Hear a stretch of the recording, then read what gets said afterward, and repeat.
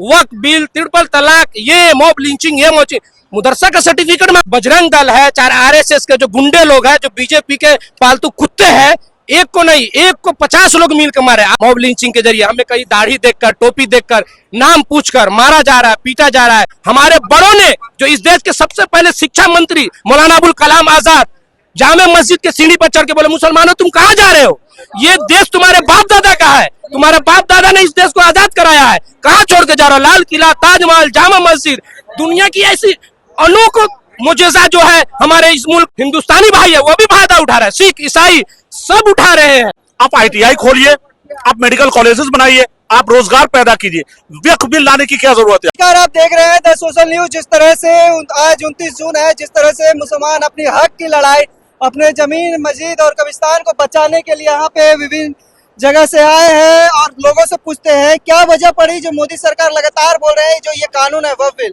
आपके हित में, फिर प्रदर्शन क्यों?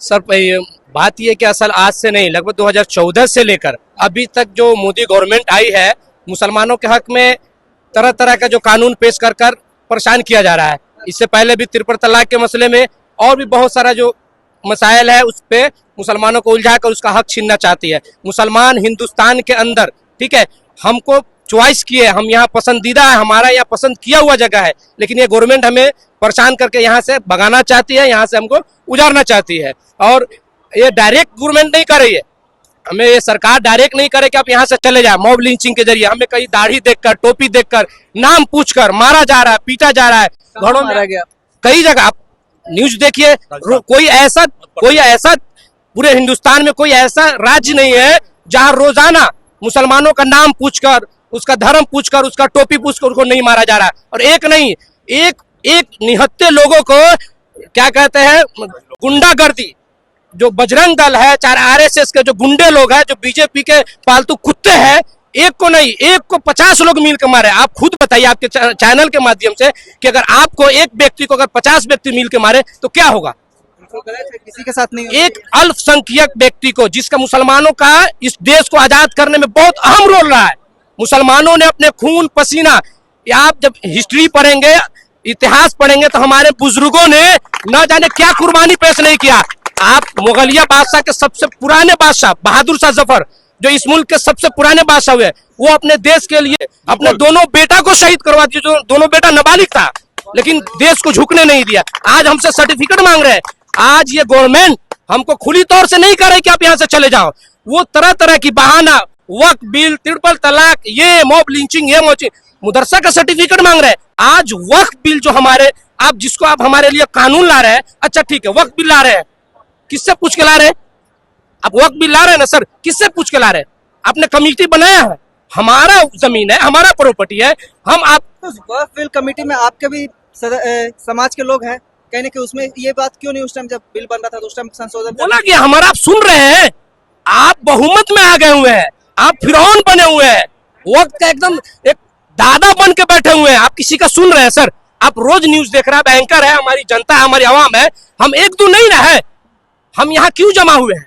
हमारा यहाँ गांधी मैदान पटना में जमा होने का मकसद क्या है कि हम इस बिल के मुखालिफ है। सरासर अगर हम यहाँ नहीं आते, पूरे बिहार हिंदुस्तान से लोग यहाँ नहीं आते, तो इस बात से समझ में आती कि ये बिल हमारे हक में है, हमारे हक में ना होने की वजह से हम यहाँ आए। बिल्कुल बिल्कुल बिल्कुल। क्या संदेश दे रहे हैं? ये संदेश देना चाहते हैं, सबसे पहली चीज मैं आपके चैनल से मैं ये कहना चाहता हूँ, वक्फ क्या है? ये वक्फ जो बिल, आप इतने हमारे लोग आए हैं, जो बिल को मुखालिफ किया जा रहा है, वक्फ बिल जो हमारे बाप दादा ने हमारे लिए कि आने वाली नस्लें जो है उसके लिए मदारिस हो, मकातिब हो, कब्रिस्तान हो, खानकाह हो, जहां से सूफी संत लोग संदेश दिए, उन लोगों के लिए ये चीज वक्त किया गया था, गिफ्ट किया गया था कि आप अपने आने वाले नस्लों के लिए, कोई जरूरी नहीं कि वक्फ बिल से हम फायदा उठा रहे हैं, वक्फ बिल से आप भी फायदा उठा रहे हैं, हमारे जो हिंदुस्तानी भाई है वो भी फायदा उठा रहा है, सिख ईसाई सब उठा रहे हैं। तो फिर हमारे प्रॉपर्टी पे आपकी नजर क्यों है?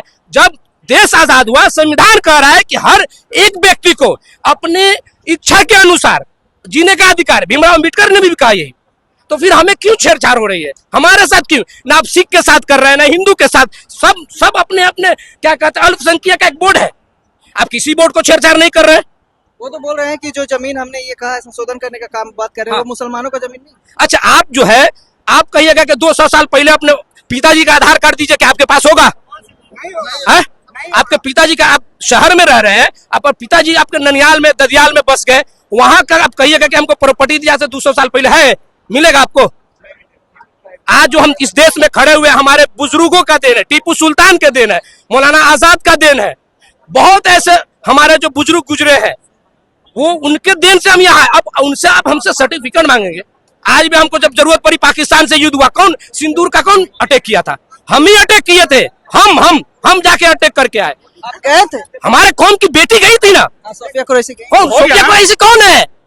वो तो पहले हिंदुस्तान हुआ, पहले तब तो पहले हम मुसलमान है, उसके बाद हिंदुस्तानी है। हिंदुस्तानी नहीं है, मुसलमान हिंदुस्तानी है। एक मिनट, हम सवाल किए कि पहले कौम आएगा कि पहले देश आएगा? 1 मिनट। अच्छा, आपके हाथ में 2 आंख है? नहीं, आपने ये सवाल, मैं क्या? आपने बोला कि पहले मुसलमान है तब देश के लिए। Yes, 1 minute. आपने, मैं ये कहा हूँ कि मेरे सोफिया लिए दोनों कुरैशी, चीज है। अगर सोफिया कुरैशी ये चीज देखती, हाँ, सबसे पहले उन्होंने देश को देखा, देश को देखा, राइट, लेकिन क्या उसने धर्म को छोड़ दिया? धर्म को छोड़ दिया? क्योंकि देश से बड़ा कुछ नहीं। दोनों मेरे लिए चीज।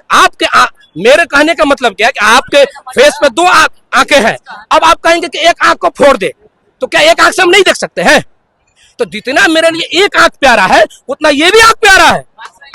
और आप ये इतिहास उठा लीजिए, आप ये इतिहास उठा लीजिए इतिहास, या कहीं के फील्ड में भाई, कि हिंदुस्तान के अंदर जितनी पाकिस्तान की आबादी नहीं, उससे ज्यादा मेरी यहाँ आबादी है। अगर हम चाहते नहीं तो हम जा सकते थे। हमारे बड़ों ने, जो इस देश के सबसे पहले शिक्षा मंत्री मौलाना अबुल कलाम आजाद, जामे मस्जिद के सीढ़ी पर चढ़ के बोले, मुसलमानों तुम कहाँ जा रहे हो?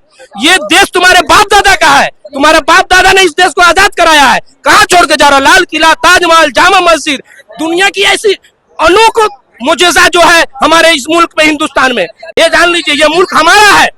इसी मुल्क में रहेंगे, खाएंगे, मरेंगे, और इसी मिट्टी में हम दफन होते हैं। क्या बोल रहे थे? बिल्कुल, हम ये कह रहे हैं कि ये वक्फ बिल लाने की क्या जरूरत थी?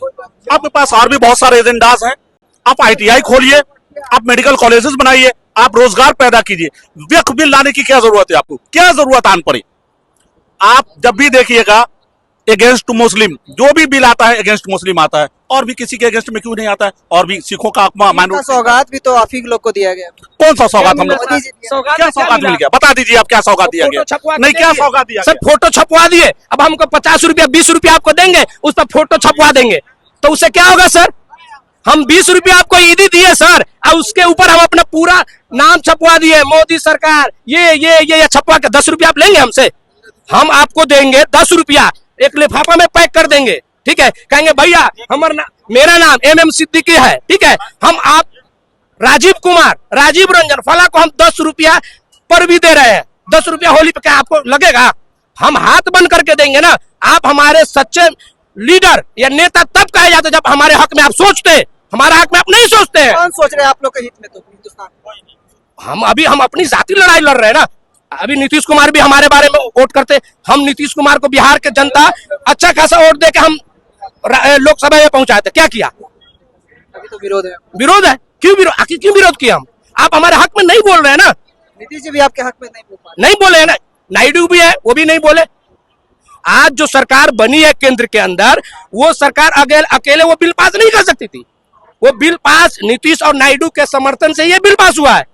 और सरासर कहीं हम बिहार के जो जनता है उनके साथ ये गद्दारी की गई है नीतीश कुमार के जरिए।